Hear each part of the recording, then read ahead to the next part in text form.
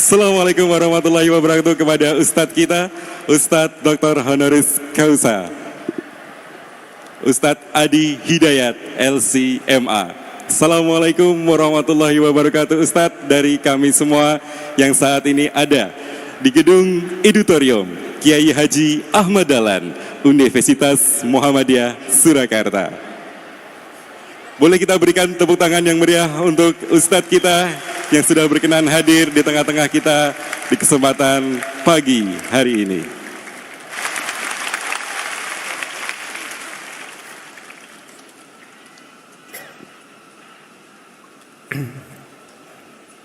Bismillah.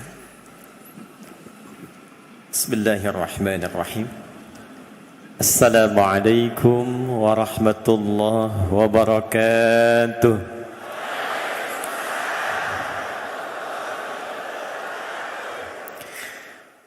Ahmadullah alladhi faddala al-ummata al-muhammadiyah ila yaumil qiyamah.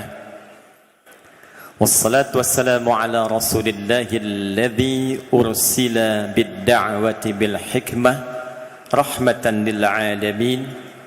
Fassalawatullahi alaihi wa ala ahlihi wa alihi wa dhurriyyatihi wa ummatihi ila yaumil mi'adi wa ba'du. Yang kita banggakan,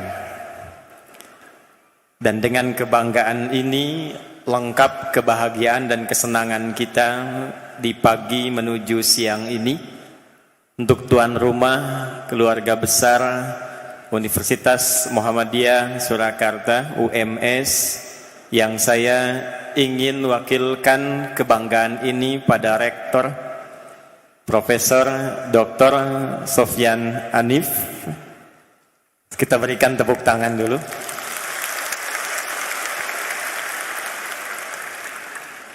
Pak Rektor, saya dengan sejujurnya mengatakan selalu merasa bangga saat memasuki editorium ini.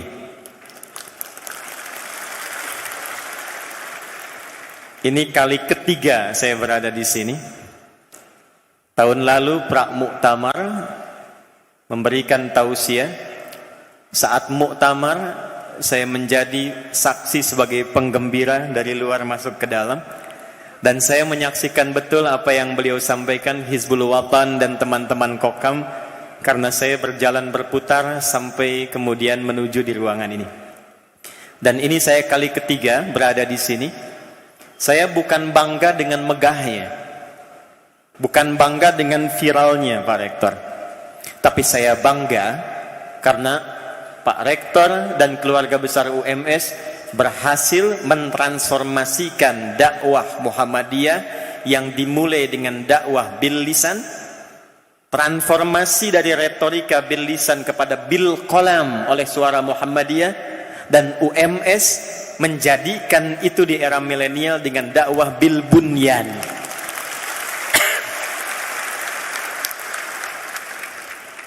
Jadi ada terobosan dengan 3 pilar baru dari bil lisan, bil qalam, bil bunyan. Jadi masuk ke ruangan ini bukan sekedar bangga dengan besar dan megahnya, tapi kita patut bangga menjadi bagian dari keluarga besar Muhammadiyah yang mentransformasikan dakwah yang sesuai dengan halnya. Yang saya hormati, saya muliakan, saya banggakan, dan kita doakan senantiasa dijaga oleh Allah Subhanahu wa taala dengan kesehatan dan kemuliaan guru kita dan ayahanda kita Kiai Haji Dr. Sa'ad Ibrahim, Ketua Pimpinan Pusat Muhammadiyah yang membidangi Majlis Tabligh. Ketua Majlis Tabligh PP Muhammadiyah Kiai Haji Fathur Rahman Kamal, teman-teman, saudara-saudariku dari seluruh unsunar pimpinan wilayah Majlis Tabligh se-Indonesia, dan yang saya cintai, saya banggakan seluruh keluarga besar dan keluargaku yang hadir di ruangan ini, dari sisi-sisi yang mungkin tidak banyak dikenali, spesial untuk seluruh jamaah yang hadir.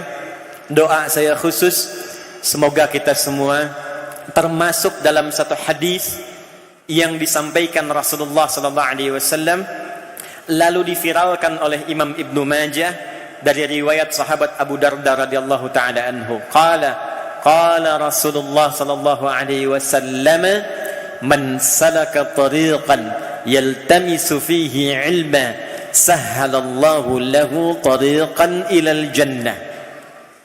Man ismun mausulun yadullu ala al-faradiyatil 'amiyah. Paham? Tidak. Kalau di belakang yakin paham saya. Konjungsi kata sambung menunjuk pada objek, kadang subjek secara personal. Jadi kalau ada ayat hadis dibuka dengan man, posisikan ayat itu atau hadis itu untuk kita secara personal.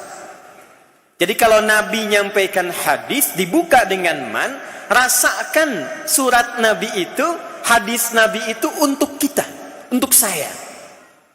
Kata Nabi, man salaka tariqa yaltamisu fihi ilma. Siapapun tanpa kecuali.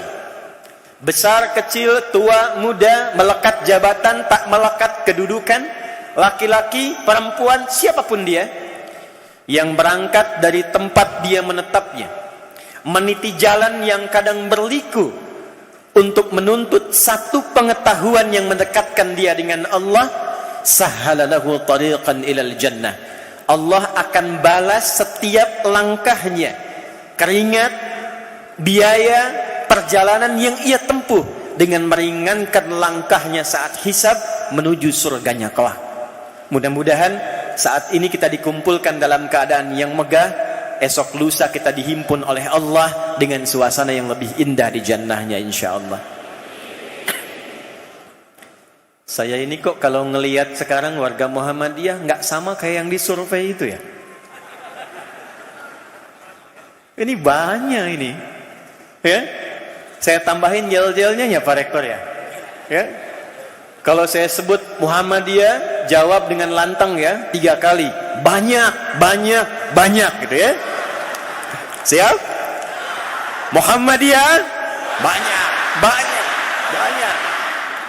Mas tolong videoin, nanti viralin ya. Ya. Siap? Muhammadiyah banyak, banyak, banyak. Itu nggak usah pakai insyaallah lagi. Ya. Baik. Saya tuh nggak pernah nyanyi. Nyanyi itu cuma 2. Satu Indonesia Raya.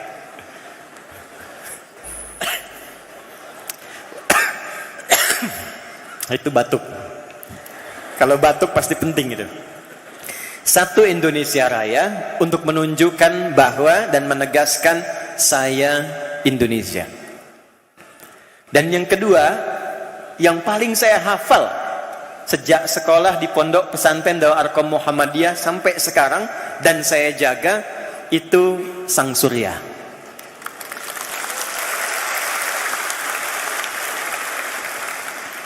Jadi maksudnya saya ingin menegaskan, kalau Anda mengenal saya sekarang dengan dakwah yang banyak disifati orang yang wallahu a'lam. Orang mengatakan ada kelembutan, orang mengatakan ada kemudahan, ada keluasan. Saya ingin tegaskan rahasianya. Itulah hasil pendidikan yang saya dapatkan saat menempuh pendidikan di sekolah Muhammadiyah. Dan tidak ragu saya katakan sampai hari ini, tadi MC kurang menyebutkan, panggilnya Ustadz Adi Hidayat, Ustadz Adi Hidayat. Tolong tambahkan, Ustadz Adi Hidayat, warga Muhammadiyah yang menjabat di Wakil Ketua Majlis Tabligh Pimpinan Pusat Muhammadiyah. Ya. Kalau hafal tambahkan nomor KTM-nya 10 25 84 05 96 06 76. Pak Fatur Rahman belum tentu hafal itu. Baik. Itu mukaddimahnya, sekarang kita masuk pada inti. Satu kali saat turun perintah dari Allah kepada Rasulullah sallallahu alaihi wasallam untuk berhijrah, maka bersiaplah Rasulullah sallallahu alaihi wasallam berhijrah Dari kota Mekah ke, ulangi, jawab yang kencang. Dari kota Mekah ke, udah kencang salah lagi. Madinah belum ada dulu. Itu. Madinah belum ada. Yang ada itu karena Madinah itu belum ada. Setelah Nabi hijrah, ditata, baru jadi Madinah. Jadi saat Nabi akan hijrah, nama tempatnya masih Yasrib. Yasrib itu nama orang. Bagian dari keturunan, anak keturunan Nabi Nuh alaihi salam, yang setelah peristiwa banjir besar itu, kemudian kapalnya mulai mendarat, menyebar kemudian keturunan dan hewan-hewan berpasangan yang dibawa. Di antara keturunan yang terlahirkan kelak ada yang bernama Yasrib. Maka dia berkelana, menetap di satu tempat dulu. Yang pertama kali menempati tempat yang kosong itu, maka tempatnya diberi nama dengan nama orang yang pertama kali menginjakkan di tempat itu. Maka diberi namalah dengan nama Yasrib, anak keturunan dari Nabi Nuh alaihi salam. Dan kita patut berbangga, insya Allah, nama editorium ini Ahmad Dahlan, Kiai Haji Ahmad Dahlan itu di antara pimpinan ormas Islam terbesar di Indonesia yang nasabnya itu nyambung sampai Nabi Nuh alaihissalam sampai ke Nabi Adam. Kiai Haji Ahmad Dahlan atau Muhammad Darwish bin Kiai Haji Abu Bakar bin Kiai Sulaiman bin Kiai Ilyas bin Demang Jurang Juru Kapindo bin Demang Jurang Juru Sapisan bin Kiai Gerebek. Kiai Gerebek tuh nyambung ke atasnya ke Ahmad Jumadil Kubra. Itu sekarang masjidnya ada di Simpangan Semarang. Kalau Semarang mau arah Demak itu sebelum ke Sultan Agung, sebelah kiri ada masjid besar warna hijau, bagian kubahnya emas, itu namanya Masjid Syekh Ahmad Jumadil Kubra. Belok ke kiri setelah ada runway itu, kanannya dharikhnya, kirinya itu arah Demak. Ahmad Jumadil Kubra, ke atasnya Azmat Khan, naik ke Ali Zainal Abidin sampai ketemu anak-anaknya Al-Husain, Al-Husain adiknya Al-Hasan, Al-Hasan anaknya Ali bin Abi Thalib radhiyallahu taala anhu, suaminya Fatimah Az-Zahra bintu Muhammadin sallallahu alaihi wasallam, bin Abdullah bin Abdul Muttalib bin Hashim bin Abdul Manaf bin Qusay bin Murrah bin Kilab bin Ka'ab bin Ghalib bin Fihir bin Malik bin Nadar bin Kinana bin Khuzaimah bin Mudrikah bin Ilyas bin Nizar bin Ma'ad bin Adnan bin Addi bin Adri bin Muqawwam bin Nahur bin Tarikh bin Ya'rub bin Yasjub bin Nabit bin Ismail alaihi salam bin Ibrahim alaihi salam bin Azar atau bin Nahur bin Abir bin Kinan bin Al-Fakhshad bin Sam bin Nuh alaihi salam bin Mihlail bin Matusyada bin Kinan bin Anwas bin Thith bin Adam alaihi salam. Coba ulangi. Baik. Balik. Nabi Muhammad sallallahu alaihi wasallam diminta hijrah ke Yasrib. Saat datang ke Yasrib itu, nanti kita akan belajar tautan dengan tema kita. Ternyata yang dihadapi masyarakatnya heterogen. Ada Yahudinya sudah mendominasi. Yahudi itu sudah berangkat ke Yasrib itu di kisaran periodenya Kaisar Hadrian 135 sampai 150 Masehi, saat mereka mencoba memberontak di wilayah Romawi di Syam, tapi kemudian gagal, maka diputuskan dan disarankan oleh rabi pendetanya untuk pergi mencari tempat sambil menunggu nabi hebat yang akan lahir di akhir zaman, membawa umatnya memimpin dunia. Itu sudah viral di kalangan masyarakat, di kitab Taurat tertuliskan. Didokumentasikan di Quran surah ke-7 di ayat ke-157. Yahudi datang ke Yasrib. Sudah ada orang Arab Yaman sebelumnya membentuk koloni. Yaman punya 2 suku besar, Aus dan Khazraj. Yahudi datang dengan 3 suku besar. Ada Qainuqa di dalam Yasrib, ada Bani Nadhir di luar Yasrib, ada Bani Quraidah di luar Yasrib, dan 20 suku kecil. Jadi Nabi datang itu sudah ada Yahudinya, sudah ada kemudian yang Arabnya, ada Nasraninya, tapi situasinya tidak ideal. Konflik banyak. Pertikaian 120 tahun tidak tuntas. 3, ekonomi dimonopoli sama Yahudi, harga ditetapkan, pasar jatuh. Sampai ada yang viral kalimatnya di masa itu, kalau ingin melihat pasar yang rusak setelah di Persia, itulah Yathrib. Perhatikan baik-baik. Ini yang menjadi spirit pertemuan kita menjelang siang ini. Apa yang dibimbing oleh Allah kepada Rasulullah SAW untuk merubah keadaan masyarakat dengan tingkat sosial seperti tadi, berubah menjadi suasana kota yang mencerahkan. Al-Madinah Al-Munawwarah. Sampai kemudian semua orang viral mengatakan, kalau Anda cari orang jujur, Madinah. Anda cari orang hebat, Madinah. Cari pasar yang stabil, Madinah. Cari orang yang baik, Madinah. Punya masalah ingin selesai, Madinah.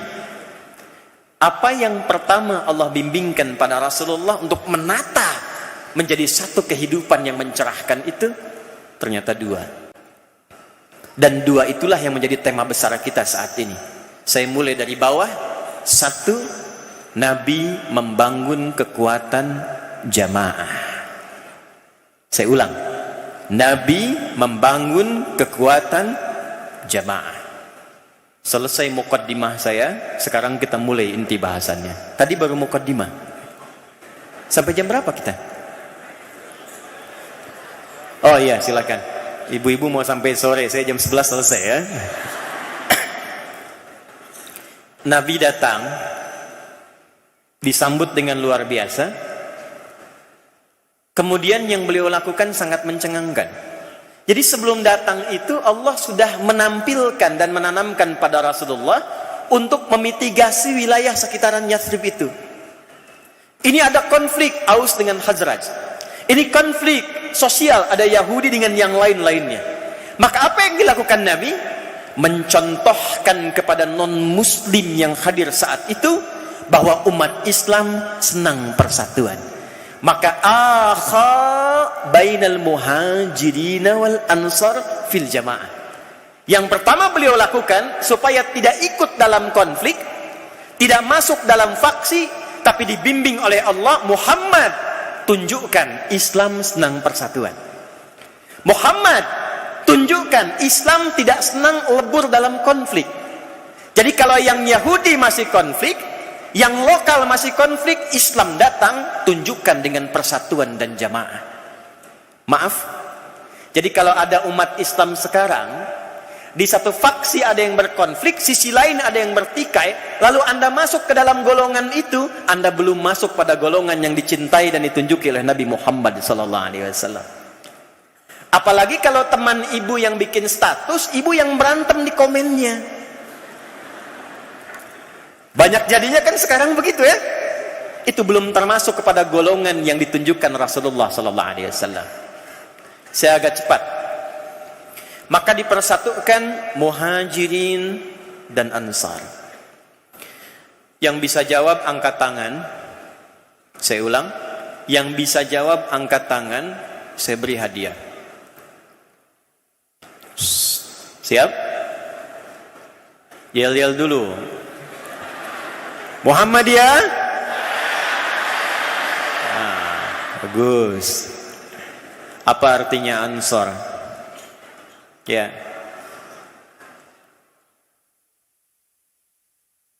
Baik, bagus. Belum dapat hadiah. Penolong, bagus. Mana staf saya? Baru 100.000. Orang-orang yang menolong sudah didapatkan sama itu. Waktu habis. Padahal saya mau ngasih minimal 1 juta, maksimal umroh. Sayang waktu habis.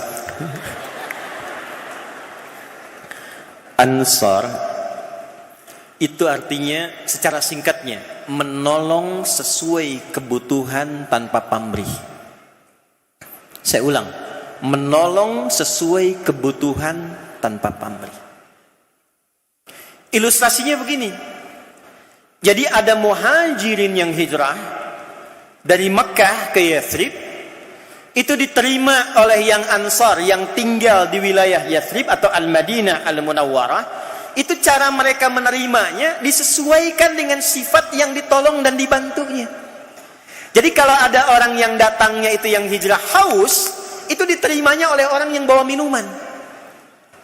Kalau yang datangnya itu lapar, diterimanya oleh orang yang bawa makanan. Kisah yang paling viral, teman-teman kenal nggak dengan Abdurrahman bin Auf?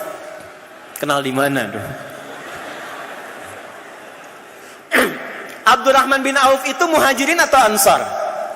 Muhajirin. Tapi jangan lupa, sebelum hijrah, beliau itu hartanya dirampas oleh orang-orang Quraisy.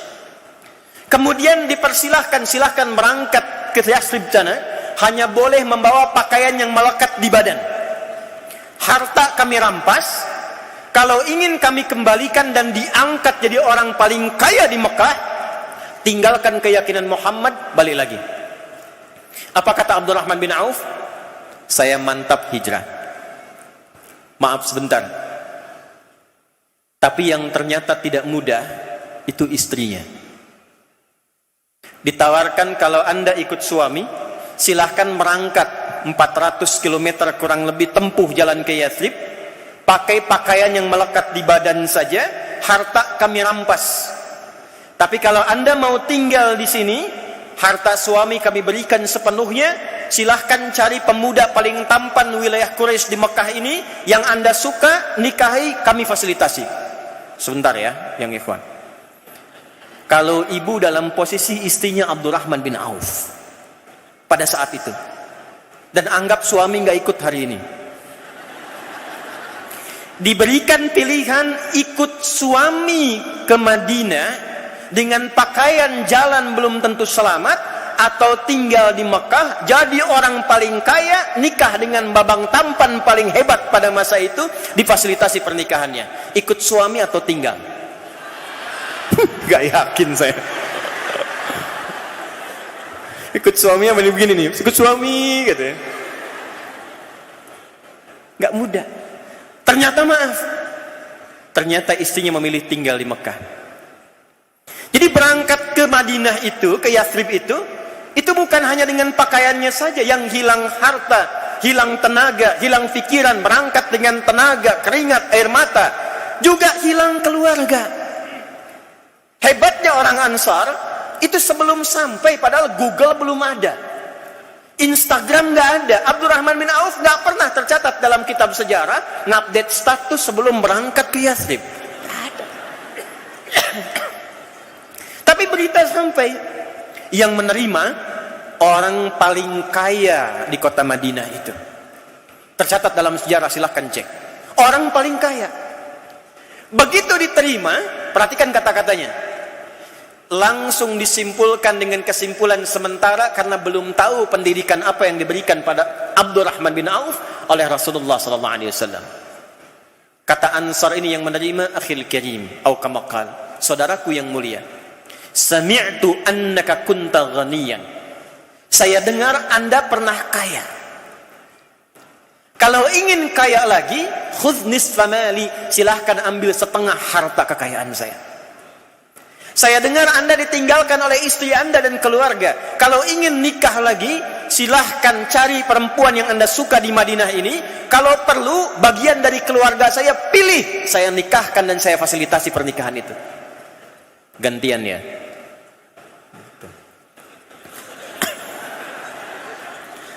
Kalau antum yang laki-laki ditawari tadi,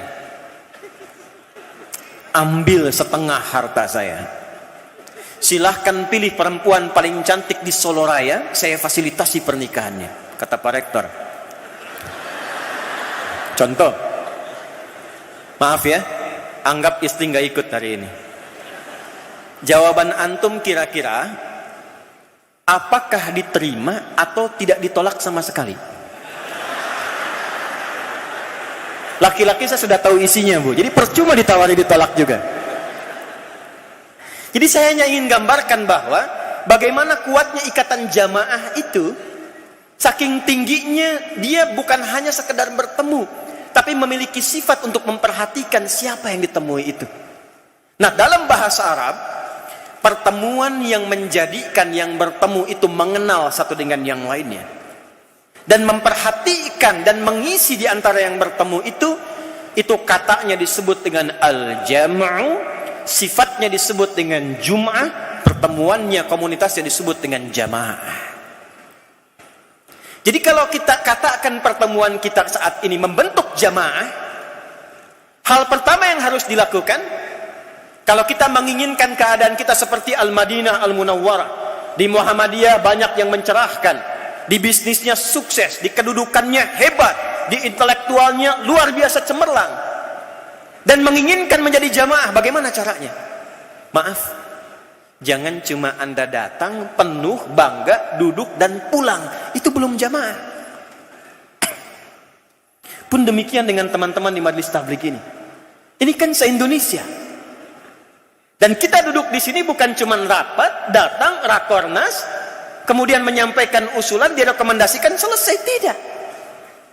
Teman-teman berapa banyak yang hadir saat ini? Yang paling ironi kadang datang, maaf su'u jalisin, teman buruk tempat duduk yang paling gak bagus tuh kata Nabi, yang duduk gak kenal siapa yang ada di sampingnya. Oh ayo kenalan tuh.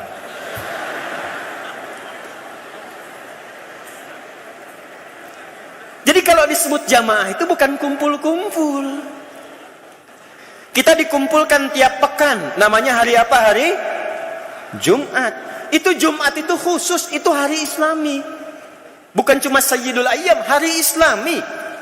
Karena asalnya itu nggak ada nama Jumat. Asalnya itu Yaumul Arubah. Hari untuk berbangga diri. Hari untuk pesta-pesta. Jadi hari pertama bagi orang Arab namanya hari Ahad. Kedua Yaumul Isnin, diserap ke dalam bahasa Indonesia menjadi hari Senin. Ketiga Yaumul Thulatha, diserap ke dalam bahasa Indonesia hari Selasa.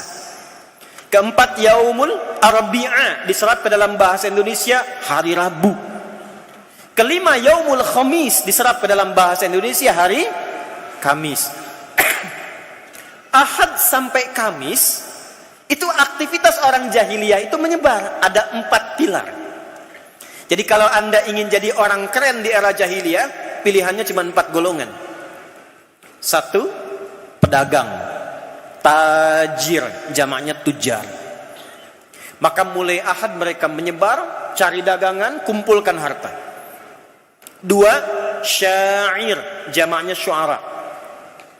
Dari Ahad sampai Kamis itu naik turun ke lembah cari inspirasi untuk mencari syair-syair yang baik. 5 hari. 3, kahin, dukun. 5 hari itu dia berkontemplasi, merenungkan mantra-mantra yang paling hebat untuk persiapan hari ke-6. Yang keempat, sahir, tukang santet, tukang sihir. Dia akan membuat berusaha, inspirasi mencari cara-cara santet yang paling profesional. Hari ke-6 mereka namakan dengan Yaumul Arubah. Jum'ah nggak ada. Yaumul Arubah, hari kebanggaan diri sebagai orang Arab. Bagaimana cara membanggakannya? Mereka akan kumpul di pusat-pusat hiburan disebut dengan aswaq. Ada suq Dumatu Jandal, ada suku Uqad, dan puncaknya, maaf, mereka kumpul di Jabal Qubais yang sekarang itu di atasnya ada istana raja, di samping Grand Zamzam, Sofwa, Jabal Qubais. Nah, disitulah kemudian dibanggakan, difoyakan, dikompetisikan.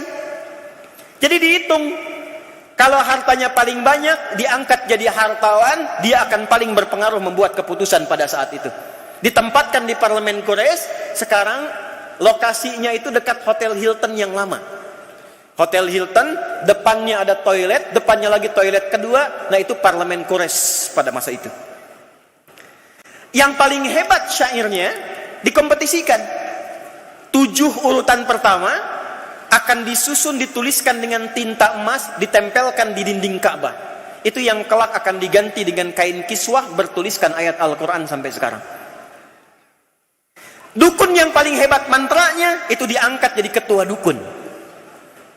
Tukang sihir yang paling hebat sihirnya diangkat jadi ketua sihir. Jadi kebanggaannya cuma itu. Setiap pekan kumpul, pesta pora, 5 hari berangkat gelap, pulang gelap, kerja, cari harta. Akhir pekan, hiburan, foya-foya, pamer harta, update status, jahiliyah. Jadi kalau ada yang milenial sekarang, hari kerjanya cuma berangkat gelap, macet, pulang gelap, kerja, kumpulkan harta, akhir pekan liburan sambil update status. Itu sudah keduluan 15 abad yang lalu, jahiliyah. Bagaimana cara menggantinya? Turun Quran surah ke-62 di ayat 9 sampai 11 itu. Dan turunnya sesaat sebelum hijrah ke Yathrib. Ya ayyuhalladzina amanu idza nudiya lis-salati min yaumil jumu'ah. Harinya diganti oleh Allah dari Arubah menjadi Jum'ah. Kata Allah, ini bahasa bebasnya ya. Hei orang-orang beriman, yang tidak beriman tidak hai. Kalau kalian sudah beriman, maka mesti beda visi hidup dan cara hidupnya dengan yang belum beriman. Ini ada Kiai Sa'ad di sini, saya harus menghargai beliau karena beliau senang bahasa Arab. Jadi saya harus dalamkan sedikit. Ya ayyuhalladzina amanu, ya disebutkan 361 kali dalam Al-Quran. Di Nahwu disebutkan harfun nida linida'il qarib mutawassit wal ba'id. Huruf yang difungsikan memanggil semua objek, baik yang dekat, menengah atau jauh. Ayyuha disebutkan 150 kali dalam Al-Quran. Ayyunya munada berfungsi menguatkan, haknya tanbih mengingatkan. Alladzina disebutkan 1080 kali dalam Al-Quran. Itu menunjuk isim mausul, konjungsi, menunjuk objek dengan semua keadaannya jama' tanpa dibedakan, semuanya. Perhatikan terjemah tafsirnya. Hei semua yang telah menyatakan beriman kepadaku, siapapun kalian, dimanapun kalian berada, apakah merasa dekat, menengah, ataukah jauh dariku, sepanjang kalian merasa punya iman, kata Allah, perhatikan, aku ingatkan, aku tegaskan, idza nudiya lis-salati min yaumil jumu'ah. Saya simpan salatnya dulu, saya turunkan kata Jumatnya dulu. Mulai hari ini cara hidup kalian mesti berubah. Aku enggak larang kalian kumpul-kumpul, silahkan. Aku enggak larang kalian ingin semuanya datang bergerombol, silahkan. Cuman kumpulnya orang Islam dengan yang belum beriman itu beda. Orang Islam kalau kumpul Jum'ah, bukan datang, duduk, dengar tausiah atau khutbah, kadang-kadang mengantuk, sebagian tidur, sholat 2 rakaat dan pulang. Itu bukan Jumat. Datang, duduk, kenali di sampingnya siapa yang datang. 2, coba saling mengisi di antara yang datang itu untuk mengeratkan hubungan. Ini dipraktekkan langsung oleh Nabi. Dan langsung setelah itu pada tahap yang keduanya diberikan fasilitasnya. Jadi kalau ditanya itu sudah ada jawabannya. Ya Allah, kami tidak dilarang kumpul, tapi kami bertanya di mana tempat kumpulnya. Saya ulang. Zaman jahiliyah kumpulnya di pusat hiburan. Sekarang engkau meminta kami tidak dilarang kumpul, di mana kumpulnya? Aula ini belum ada pada masa itu. Maka turun jawaban dengan perintah kepada Nabi. Bangun masjid. Apa yang dibangun? Masjid. Maka saya gabungkan tema kedua dengan yang pertama, kekuatan masjid dan jamaah. Perhatikan, kumpulnya di masjid. Jadi masjid itu bukan hanya pusat ritual, tidak. Itu tempat konferensi terbesar bagi umat Islam itu, baik skalanya lokal, regional, atau sampai yang internasional, itu di masjid. Jadi saat kita dipanggil itu ke masjid dan sifatnya melekat, perhatikan baik-baik. Kalau ke masjid itu sholatnya sholat apa? Sendirian atau berjamaah? Jamaah. Sifatnya jamaah. Nah, sifat jamaah itu bukan sekedar kumpul, tidak. Jadi ketika masuk masjid, persis saat datang itu bukan sekedar yang dituntut ibadah ritualnya, tapi pancaran dari ibadah ritual itu menyatukan semua yang datang ke sana untuk saling mengenal dan mengisi. Karena itulah di zaman Nabi Tidak ada orang datang ke masjid kecuali kenal siapa yang datang itu dan tahu kebutuhannya. Contoh, nggak apa-apa sekarang bingung dulu, nanti di ujung saya tunjukkan hasilnya. Siapa yang pernah dengar sahabat Nabi namanya Sulek? Yang tahu angkat tangan, nanti saya tanya, benar 1 juta hadiahnya. Siapa yang tahu sahabat Nabi namanya Sulek? Angkat tangan. 1 juta? 1.500.000? Saya serius. 2 juta? 5 juta? Serius? Ya, belakang. Tolong diberikan mic itu, belakang. Nanti kan ada fundraising ya. Kalau salah itu wajib nyumbang tuh. Ya. Ada mic gak? MC. Tuh mic-nya mahal tuh, 5 juta kalau benar jawabannya. Ada? Baik Mas, saya tanya satu aja.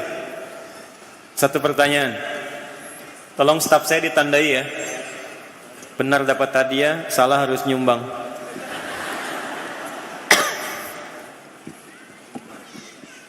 Tolong dibantu, HW. Insyaallah.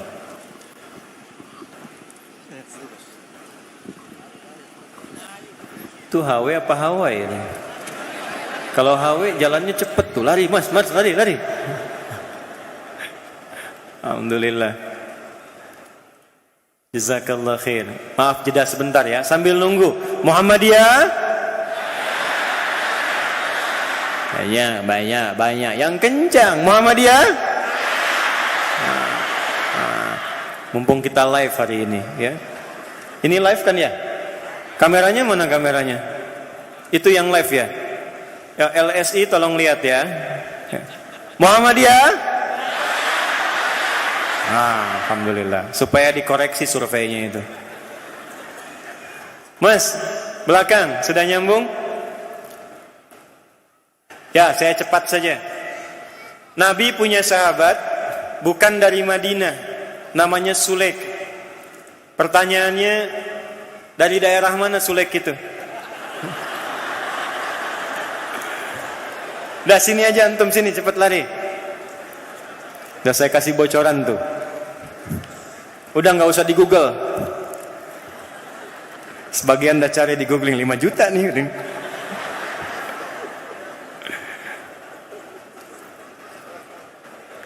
Mas, ini mas. Alhamdulillah. Kasih plus dulu. Dah, di situ aja.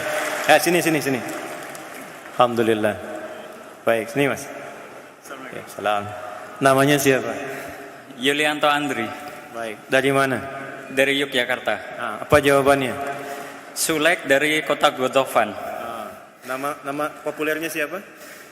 Sulek Al Godofani. 5 juta rupiah. Alhamdulillah. Pekerjaannya apa? Mekanik, masya Allah. Mas tolong ya, staf saya ya, nggak sia-sia lari ya. Alhamdulillah. Sudah menikah? Alhamdulillah Belum, baik. Siapkan buat mahar ya. Sini, Mas. Ibu, ini ahli mekanik. Saya kasih pertanyaan di atas rata-rata dan bisa jawab. Ya, insya Allah saya lihat baik juga, ada bekas tanda sujudnya. Nabi menyampaikan jika ada seseorang lelaki yang kau ridho dengan akhlak dan agamanya, maka jangan buang peluangnya. Ya, beliau belum menikah dan sudah siap dengan maharnya. Silakan mas. Ya Allah ya, tepuk tangan dulu. Alhamdulillah.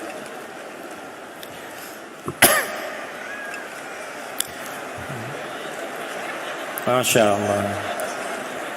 Saya lihat sebagian sudah ada yang sinyalnya tanda-tandanya mas, belum? Jadi pakai saat sekarang ini Ustaz Fathur Rahman, ibu-ibu kita ini banyak yang sudah Qurani sekarang. Saya di Bekasi sekarang, kalau ada yang mau melamar, itu orang tuanya sudah mensyaratkan hafalan Quran. Di kalau nanya berapa hafal Quran, berapa juz. Tapi yang menarik begini, ada seorang kiai punya anak perempuan, cantiknya tak terlukiskan, solehahnya bagus. Yang minat 3 orang. Begitu datang pertanyaan pertama, adik namanya siapa? Saya Anas pak katanya. Baca surat An-Nas. Cek mahrajnya. Baca selesai. Kedua datang lagi, adik siapa? Torik pak katanya. Baca surat At-Torik. Yang ketiga karena dengar kisahnya wajahnya pucat. Tapi ini anak pintar. Begitu ditanya, adik namanya siapa? Saya Imron pak. Belum selesai, cuma panggilan sehari-hari kulhu.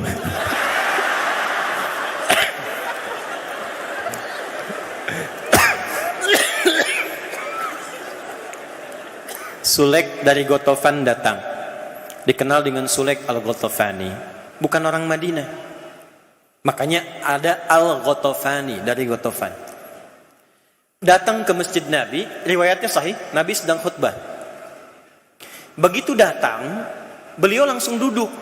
Ingin i'tikaf tapi langsung duduk.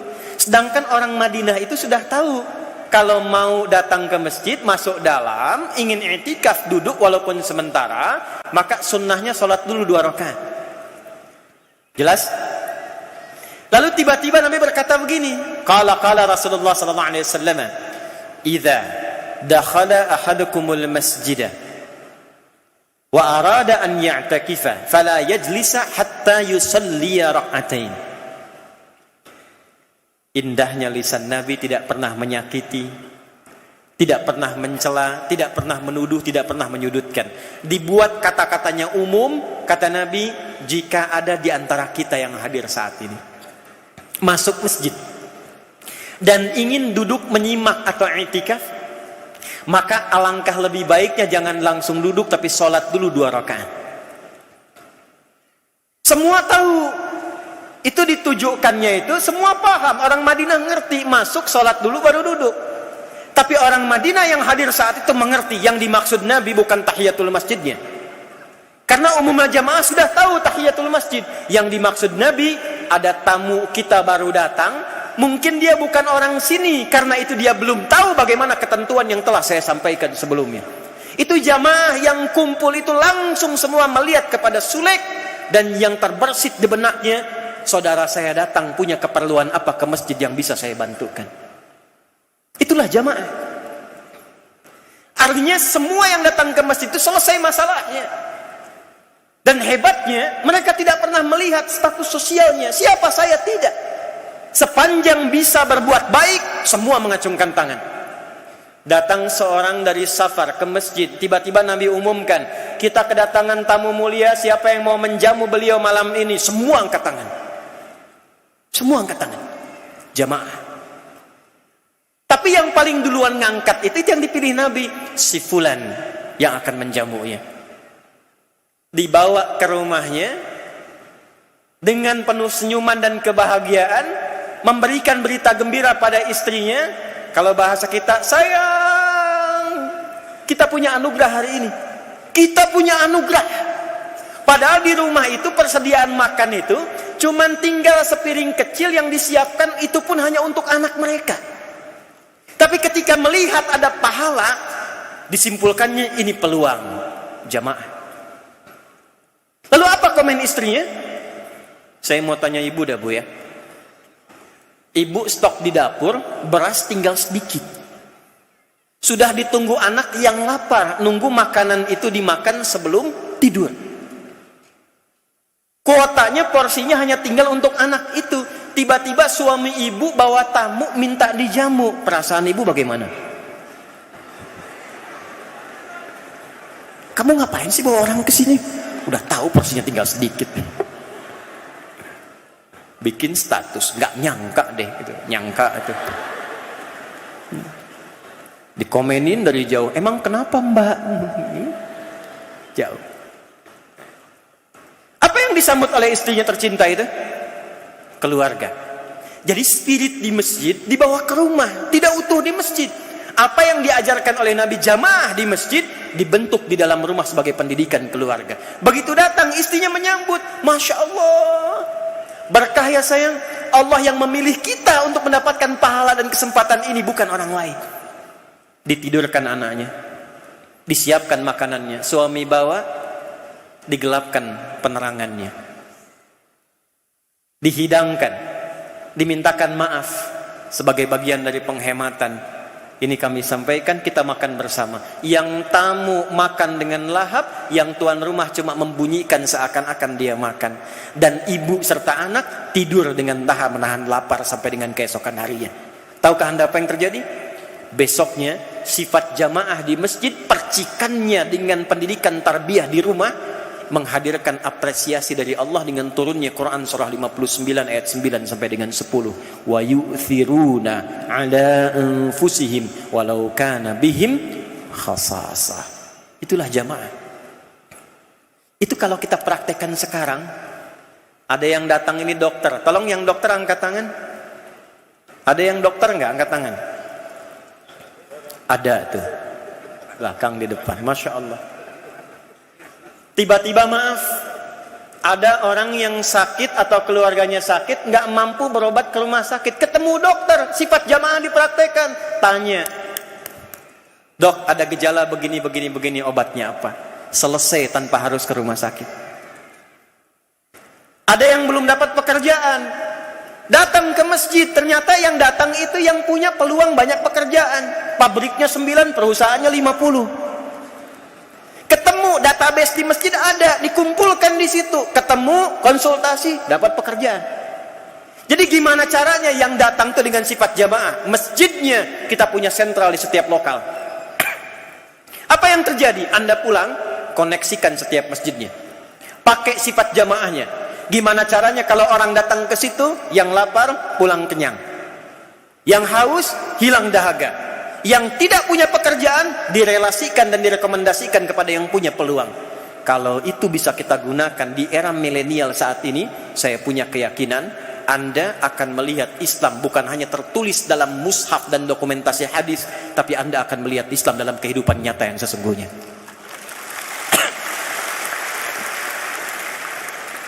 Nah, saya berharap Muhammadiyah, Aisyah itu yang menginisiasi.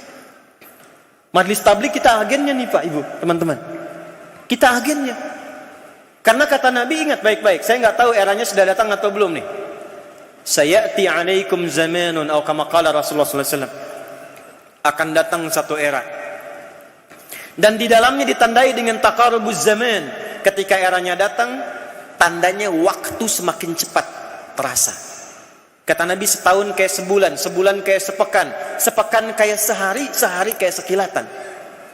Kayaknya baru kemarin saya berada di sini Pramuktamar, sekarang sudah ke sini lagi.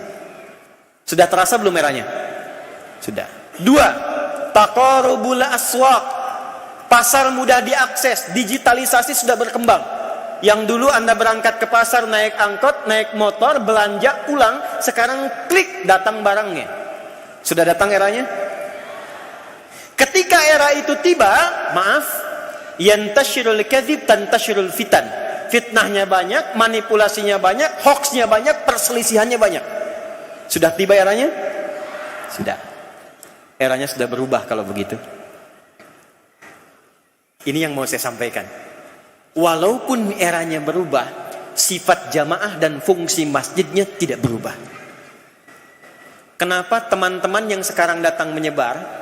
Yuk coba didata komunitasnya, berapa di antara Anda, misal dari daerah mana nih? Anda dari Colomadu misal. Dari Colomadu itu punya masjid, masjidnya apa? Dari situ kenapa Anda tidak keluarkan database berapa jumlah muslim yang ada di Colomadu itu? Kemudian dimasukkan dalam database-nya, kumpulkan di dalam masjid. Setelah itu apa yang dilakukan? Maaf sekali. Coba lihat apa profesinya. Lalu kalau ada yang UMKM, bikin aplikasi karena eranya berubah. Minimal bikin grup. Tampilkan di situ. Ini warga Muhammadiyah Colomadu. Yang jualan beras, si fulan.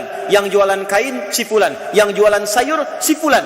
Jadi bukan hanya Anda mengupdate waktu sholat, tapi juga Anda mempertautkan jamaah dalam konteks digital kekinian. Jadi kalau Anda mau belanja beras, si fulan yang jualan. Anda belanja sayur, si fulan yang jualan. Ekonominya hidup, silaturahimnya terjalin, dan titik masjidnya tetap dipertemukan di dalamnya. Itu eranya. Kami sudah praktekkan di Bekasi. Ustaz Fatur Rahman kalau mau main silahkan. Kita punya Gojek namanya Ojek Soleh. Ojek Soleh. Itu mereka dinasnya itu dimulai dari masjid pakai fingerprint. Dan yang bisa fingerprint di tempat wudhu itu hanya tukang ojek saja. Saya aja yang ngajar di situ nggak bisa, nggak bunyi itu. Pip pip, silahkan coba lagi. Tukang ojek, plip, selamat, Anda benar, masuk. Fingerprint 5 waktu. Siapa yang konsisten dengan fingerprint itu, sembako terjamin selama sebulan. Modalnya dari ZIS yang terkumpul, dimodalkan untuk perjalanan ngojek. Akses ngojeknya dari mana? Jamaah disampaikan, kartunya kartu soleh. Dibikin komunitasnya dengan aplikasi.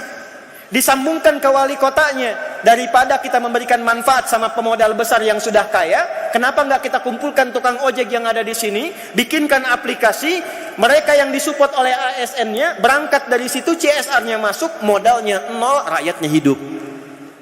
Dan titik poinnya masjid. Masjid. Hasilnya 70-30. Yang 70 tukang ojek, 30 ditabung. Kalau mereka berhasil, 30-nya subsidi bagi yang lain. Kalau kurang, tetap dibekalkan dari situ.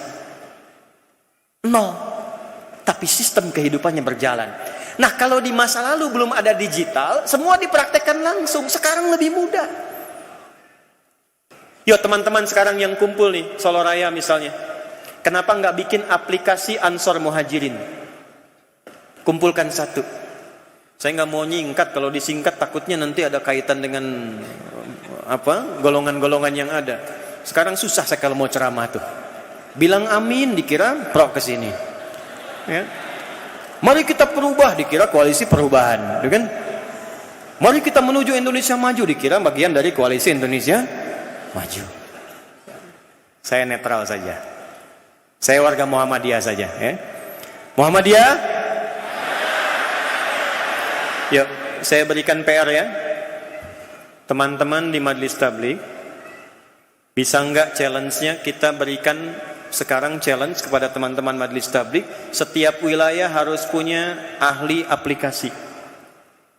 Saya minta tolong harus ada satu ahli yang bisa bikin aplikasi. Mas, kita bikin aplikasi tabligh berkemajuan misalnya. Dibikin itu semua anggota masuk situ. Masyarakat warga Muhammadiyah masuk. Nanti menyebar wilayahnya, satu wilayah provinsi. Silahkan masukkan ke situ. Yang UMKM, aktivitas diupdate sampai dengan koneksikan ke masjid-masjid. Zakatnya ke sini, infaknya ke sini. Kalau ada bagian warga, Ansor Muhajirin. Muhajirin, ada bagian saudara kita yang rumahnya itu hancur, rubuh, runtuh, silahkan tinggal di-upload. Sekarang kan musim viral. Saya yakin tidak harus buka donasi, tinggal di-upload, seketika datang. Saya pernah praktekkan, cuman seorang ibu yang butuh rice cooker karena masaknya susah. Itu begitu kita tampilkan, ibu fulana butuh rice cooker. Allahu Akbar, yang respon baru belum semenit sudah 100 orang. Dan mereka fastabiqul khairat. Kita punya slogannya fastabiqul khairat. Tinggal aplikasi dan implementasinya. Titik pertemuan offline-nya masjid. Tolong didata di masjid teman-teman. Berapa jumlahnya? Karena pernah kejadian di dekat tempat kami berdakwah. Masjid komplek, masjidnya hebat. Maaf, muslimnya banyak tapi jamaahnya satu sop cuma 5. Saya datang ke situ ditanya, saya tanya berapa jumlah muslimnya? Sekian ratus Ustaz. Kenapa enggak ke masjid? Enggak tahu Ustaz. Baik, sekarang kita rubah caranya. Saya minta datanya. Bapak ini, oh tinggalnya di sana. Ini tinggalnya di sana. Baik, yang enggak ke masjid, enggak usah disuruh ke masjid. Nanti Sabtu malamnya kita beli buah. Nanti subuh kita jamaah, habis subuh kita kunjungin bawa buah itu. Jadi begitu datang bawa buah, kita nggak ngajak ke masjid. Assalamualaikum Pak Fulan, Waalaikumsalam. Bapak sehat? Alhamdulillah sehat Pak Ustadz. Kirain saya sakit. Ini kami datang bawa buah dari masjid. Itu nggak diminta ke masjid, duhurnya duluan datang dibandingkan kami, Pak. Jadi saya mau simpulkan dengan cepat, ini bagian akhir dari ceramah kami. Satu, solusi bagi kehidupan milenial kali ini, di era yang kita hadapi sekarang, satu, kita butuh semangat untuk kembali ke masjid. Saya ulangi, butuh semangat kembali kemana? Bu, Ibu yakin gak dengan Nabi Muhammad? Kalau saya menyampaikan sesuatu, Nabi menyampaikan sesuatu, kira-kira yang paling benar siapa? Nabi. Yang paling diridhoi Allah siapa? Oke, Pak. Kalau Nabi kita itu menyampaikan, diamalkan atau ditunda? Dipraktekkan atau didiamkan? Yakin? Yakin? Siapa yang hari kiamatnya tidak ingin lelah dan sibuk? Angkat tangan. Siapa yang hari kiamatnya tidak ingin berada dalam situasi mencekam? Angkat tangan. Dah, turunkan dulu. Ternyata di antara 7 golongan yang dijamin dia dinaungi sehingga tenang saat hisab, salah satunya rajulun qalbuhu muta'alliqun bil masajid, adalah orang yang hatinya selalu lekat dengan masjid. Dan itu yang menyampaikan Nabi, bukan saya. Jadi mohon Bu, tolong mulai hari ini ingat-ingat, dorong suaminya ke masjid, paksa ke masjid. Saya ulang, paksa ke masjid. Dan kalau sudah ke masjid, praktekkan sifat jamaah. Kenali, jadikan saudara, bikin program bersama, dan mudah-mudahan dari semua program yang telah disiapkan itu, bawa nilainya ke rumah. Tanamkan menjadi jamaah. Besok lusa dalam pertemuan yang lain lagi, insya Allah, saya ulangi, insya Allah, kalau kita bertemu lagi, saya tidak hanya bertemu dengan jamaah biasa, tapi yang saya lihat benar-benar jamaah rel masjid. Ya, benar-benar jamaah rel masjid. Bagian terakhir yang ingin saya sampaikan, saya mau tanya, siapa yang datang dari wilayah paling jauh? Angkat tangan. Paling jauh. Bukan pengurus, jamaah. Dari mana? Sumbawa. Ada yang lebih jauh dari Sumbawa? Mana? Klaten? Oh, jauh sekali. Mana? Ya. Sulawesi. Mesir. Dari Mesir. Lagi pulang. Dari Mesir langsung ke sini. Kuliah di Al-Azhar. Sekarang lagi di sini. Sengaja ikut ke sini. Baik. Ikut Aisyah di Mesir atau tidak? Ikut, alhamdulillah. Ada yang lebih jauh dari Mesir? Baik. Kapan kembali ke Al-Azhar, ke Mesir? Baik, insya Allah tiketnya kami ganti ya.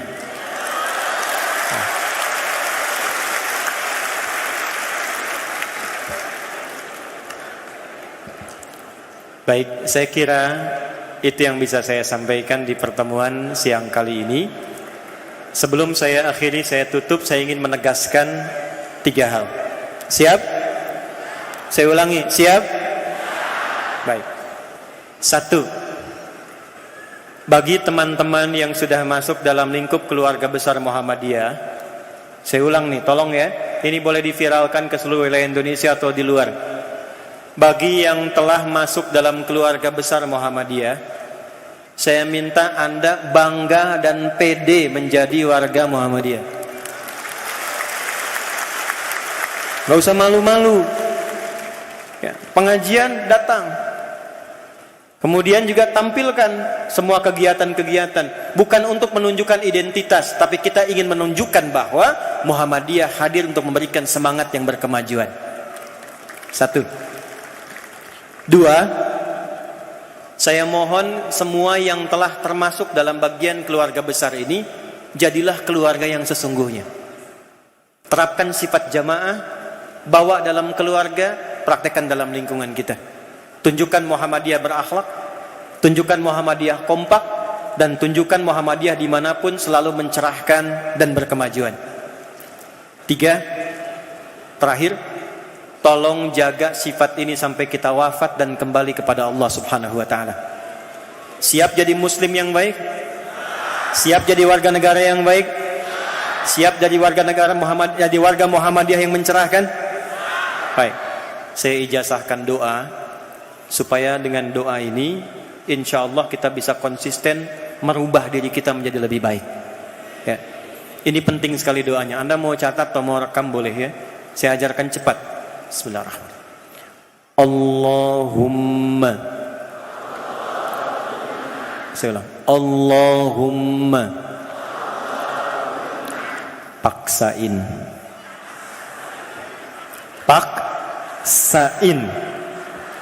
Tolong paksa diri kita menjadi pribadi yang baik, warga Muhammadiyah yang baik, dan menjadi bagian dari hamba Allah yang baik.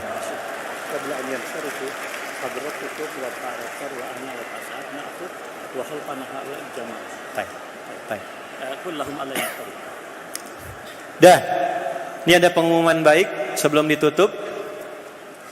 Siapa yang mau kuliah ke luar negeri? Baik. Turunkan. Ya, dah turunkan. Ke Libya, siapa yang mau ke Libya? Dah, turunkan. Ke Madinah. Dah, ke Mekah. Masya Allah. Dah, satu. Ini ada berita baik. Silahkan mendaftar lewat majlis tablik di wilayah masing-masing. Akan dikoordinir oleh seluruh wilayahnya. Syaratnya gampang banget.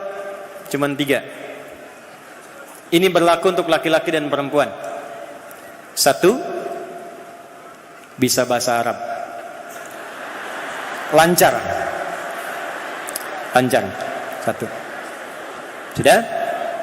2, hafal Quran minimal 10 juz. Masih jauh. Gampang kok ya. Nanti kita bikin daurah deh 30 hari 30 juz insyaallah. Ya, saya punya anak-anak kecil-kecil begini tuh, anak sekolah, itu 30 hari hafal 30 juz. Ada yang 24 hari, 25 hari. Jadi anak kecil hafal Quran 30 juz. Anda kan yang pernah anak-anak pasti bisa. Pasti itu. 30 prioritas. Yang ketiga, mau kembali mengabdi di Muhammadiyah. Oke? 3 itu. Saya harap seleksinya bulan depan sudah dimulai. Pemberangkatan insya Allah tahun depan. Beasiswa penuh dari S1 sampai S3.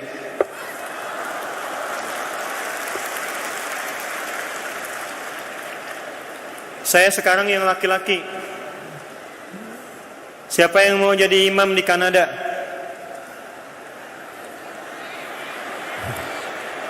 Dah. Di Houston di Amerika. Nah, ini saya serius. Perempuan nggak bisa, imam laki-laki. Kita alirannya aliran Al-Quran bukan Az-Zaitun.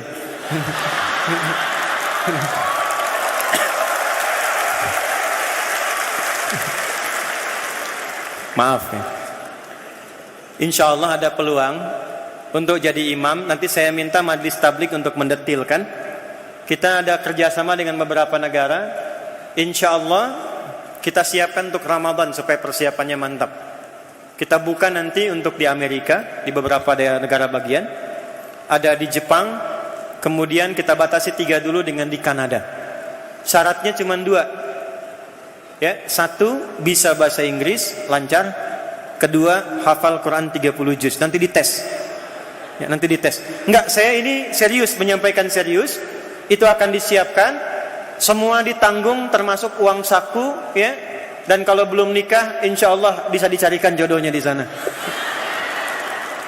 Terima kasih saya mengundang guru kita, ayahanda kita Kiai Haji Sa'ad Ibrahim. Kemudian Pak Fatur Rahman Kamal, Pak Rektor Profesor Dr. Sofyan Anif untuk berada bersama-sama di depan. Mohon izin saya nanti tutup dulu. Setelah saya tutup, saya berikan kita yel-yel sama-sama Ini beliau akan diabadikan, kita menghadap ke sana sehingga mengambil memori pertemuan kita untuk saat ini dan menunjukkan bahwa kita pernah berada di sini bersama-sama. Ya, sebelum saya akhiri, saya sekali lagi ingin sampaikan semangat ya. Kepalkan tangannya. Muhammadiyah. Sekali lagi Muhammadiyah. Muhammadiyah. Subhanakallahumma bihamdika nashhadu an la ilaha illa anta nastaghfiruka wa natubu ilaik wa akhiru da'wana anil hamdulillahi rabbil alamin. Fathu minallahi wa nasrun qarib. Assalamualaikum warahmatullahi wabarakatuh. Duduk dulu ya.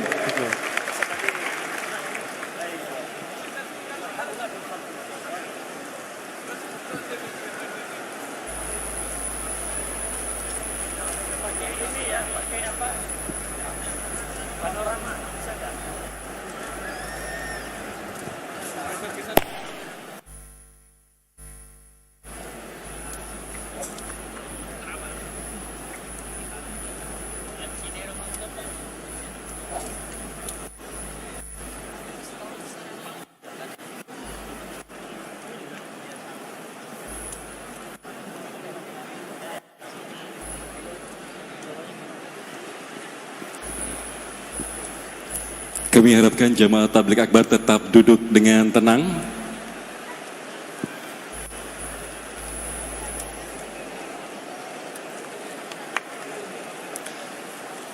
Karena acara belum berakhir. Jadi kami mohon para jamaah tabligh untuk tetap duduk dengan tenang. Terima kasih.